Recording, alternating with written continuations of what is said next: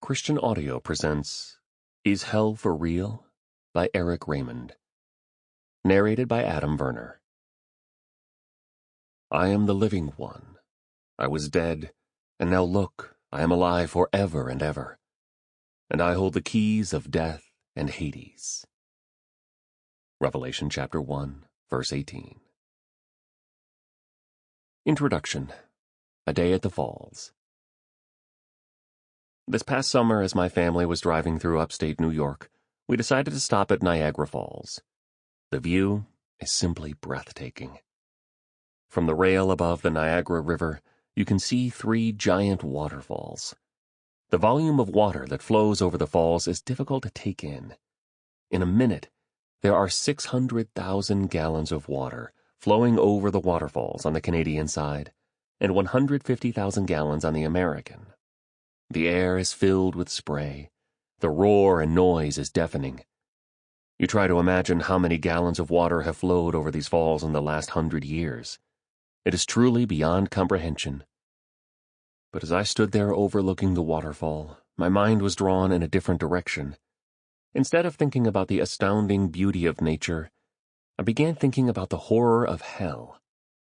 Humanity is like a river that starts small and grows as it threads its way through life. But like the Niagara River, at the end there was only one place to go: over the falls. I began to compute. Last year, over 55 million people died in the world. That's over 150,000 a day, 6,300 an hour, 105 a minute. Nearly 2 people every second breathe their last in this world.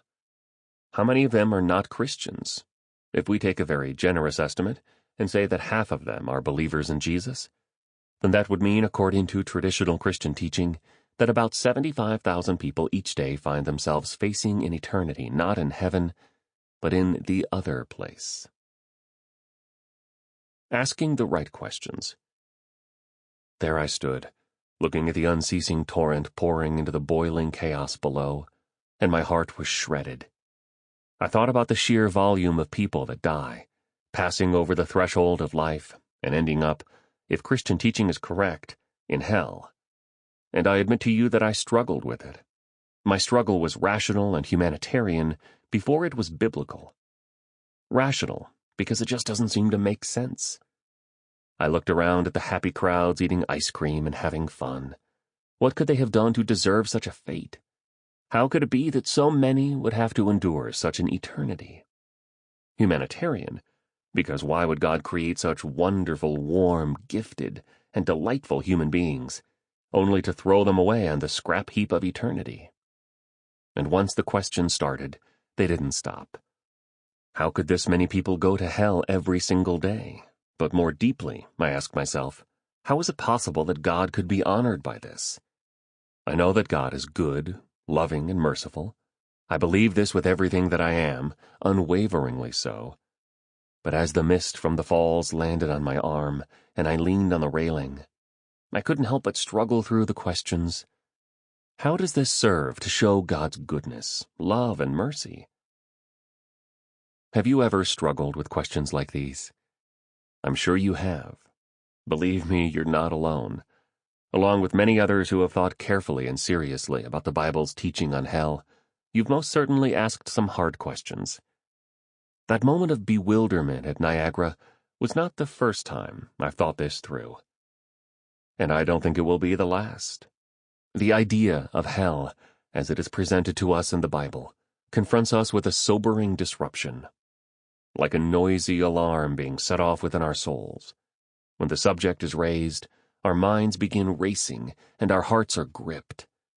The gravity of the matter won't allow us to simply put it aside. Is it true that the Bible teaches that those who reject Christ will spend eternity enduring the conscious torment of hell as a judgment upon their sin? These are questions we would rather avoid, but as feeling human beings, it is important that we face them. And let me make it absolutely clear, these are also good and appropriate questions to ask. Wind back the clock 20 years to when I was not yet a Christian and talk to me about hell, and I likely would have laughed in your face. We shouldn't be surprised when people are hostile to the big Sample complete. Ready to continue?